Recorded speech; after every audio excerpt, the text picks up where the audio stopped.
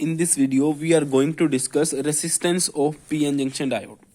सबसे पहले देखो resistance of p-n junction diode in forward biasing. ये टॉपिक लगाओगे, हेडिंग लगाओगे. अब आपको देखो पता है कि जब फॉरवर्ड बायस हम p-n जंक्शन डायोड को करते हैं तो कुछ ऐसा सा ग्राफ आता है. ठीक है, शुरू में करंट चलता नहीं, फिर कट इन वोल्टेज या नी वोल्टेज के बाद में करंट चलना स्टार्ट हो जाता है. अब देखो रेसिस्टेंस निकालने का हमारे पास एक टूल है ओम्स लॉ. उसमें हमें पता है V equals to I R होता है and R equals to V by I होता है. ठीक है, इस फॉर्मूले से हम रेसिस्टेंस निकाल लेते थे. लेकिन ये फॉर्मूला डायरेक्ट हम यहाँ पे अप्लाई नहीं कर सकते. क्यों नहीं कर सकते? क्योंकि देखो जब हमने ओम्स लॉ पढ़ा था तो मैंने आपको एक बात बताई थी, ओम्स लॉ सिर्फ ओमिक डिवाइसेस के लिए ही एप्लीकेबल है. ओमिक डिवाइसेस कौन सी होती हैं? जिनके लिए V एंड I के बीच ग्राफ बिल्कुल स्ट्रेट लाइन आता है, बिल्कुल स्ट्रेट लाइन आता है. लेकिन इसके अंदर अगर आप देखो डायोड के अंदर बिल्कुल स्ट्रेट लाइन ग्राफ नहीं आता, तो p-n जंक्शन डायोड तो नॉन ओमिक डिवाइस है. तो इसके लिए हम क्या करेंगे, सीधा V बाई आई ना निकाल के हम क्या करेंगे, छोटे छोटे एलिमेंट्स लेंगे. जिस जगह पे हमको रेसिस्टेंस निकालना है उस जगह पे हम रेसिस्टेंस निकालेंगे.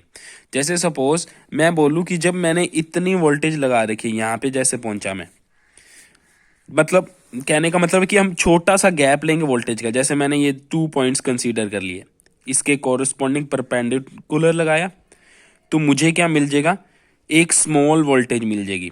ठीक है, यहाँ पे मुझे स्मॉल वोल्टेज डेल वी मिल गई और इसके कॉरस्पॉन्डिंग करंट की स्मॉल वैल्यू मिल गई डेल आई.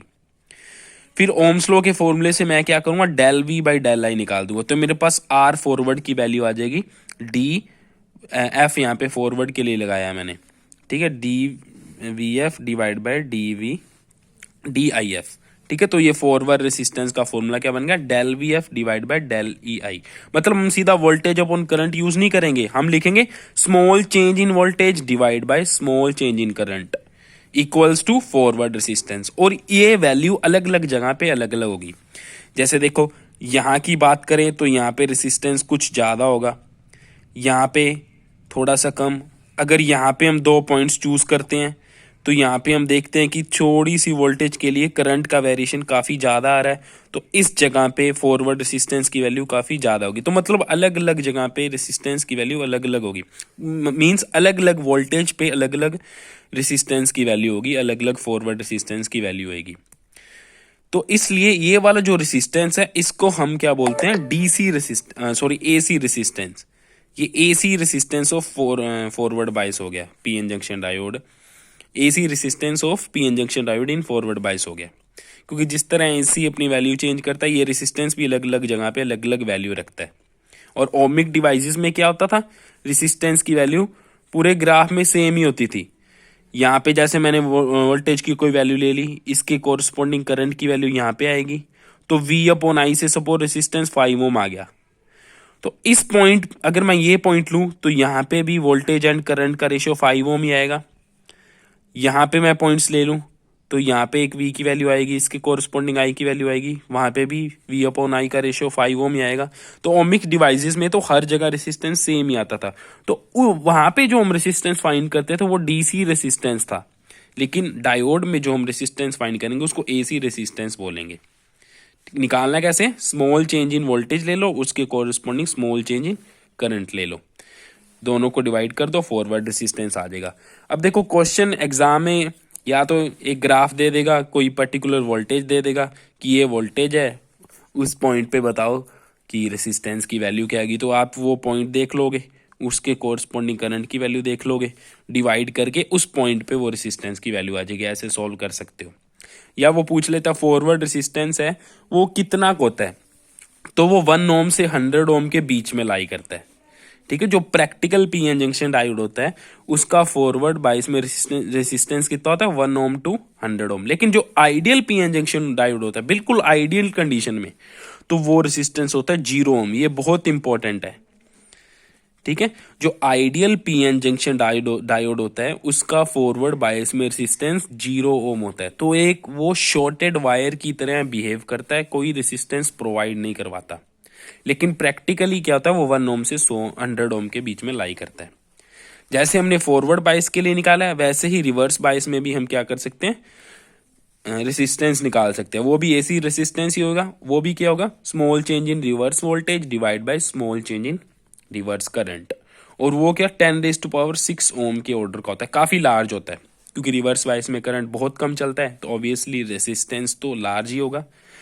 ठीक है, 10⁻⁶ ओम का होता है प्रैक्टिकली। लेकिन आइडियली क्या होता है, आइडियल जो हमारा पीएन जंक्शन डायोड होता है वो रिवर्स बायस में इनफाइनाइट रेसिस्टेंस प्रोवाइड करवाता है। ठीक है, तो वो एक शॉर्टेड सर्किट की तरह ओपन सर्किट की तरह बिहेव करता है। अब ये ओपन सर्किट शॉर्टेड सर्किट मैं बोल रहा हूं, इसका क्या मतलब है, ये देख लो। जैसे सपोज ये बैटरी है, ठीक है, इसको मैंने एक वायर के साथ कनेक्ट कर दिया, तो मैंने क्या किया, इस बैटरी को शॉर्ट कर दिया, क्योंकि इस वायर का रेसिस्टेंस नेग्लिजिबल है। तो पीएन जंक्शन डायोड जब फॉरवर्ड बायस होता है तो वो जीरो रेसिस्टेंस प्रोवाइड करता है, तो वो एक शॉर्टेड वायर की तरह ही बिहेव करता है। और ओपन सर्किट का क्या मतलब होता है, जैसे ये यहाँ पे मैंने इस सर्किट को ओपन कर दिया, कनेक्शन हुआ ही नहीं, कनेक्शन नहीं होगा तो कोई करंट नहीं चलेगा, तो ये रेसिस्टेंस इनफाइनाइट की तरह बिहेव करेगा, क्योंकि रेसिस्टेंस जब इनफाइनाइट होता है तो जीरो करंट चलता है। सिमिलरली जब हम पीएन जंक्शन डायोड को रिवर्स बायस कर देंगे तो ideal PN junction diode infinite resistance ही तो प्रोवाइड करता है। इनफाइनाइट रेसिस्टेंस का मतलब बैटरी से कोई करंट नहीं चलेगा, इस सर्किट में कोई करंट नहीं चलेगा। तो जो रिवर्स बायस में जो पीएन जंक्शन डायोड है वो किसकी तरह बिहेव करता है, एक शॉर्टेड सर्किट एक ओपन सर्किट की तरह बिहेव करता है। फॉरवर्ड बायस में शॉर्टेड सर्किट की तरह, रिवर्स बायस में ओपन सर्किट की तरह। और इससे हमें यह भी पता लग जाता है कि जो पीएन जंक्शन डायोड है वो वन वे डिवाइस है। ठीक है, ये जब हम फॉरवर्ड बायस में यूज करेंगे तो ये करंट चलने देती है, जब रिवर्स बायस में यूज करते हैं तो करंट चलने नहीं देती। तो PN junction diode one way device है। ये क्वेश्चन भी एग्जाम में बहुत बार आए हुए हैं, तो ये तीन चीजें आपको ध्यान रखनी है। ठीक है, एक तो ये वन वे डिवाइस इसको क्यों कहते हैं, दूसरा प्रैक्टिकल डायोड के रेसिस्टेंस, और आइडियल डायोड के फॉरवर्ड एंड रिवर्स बायस में resistances. Okay, have a nice day, thank you.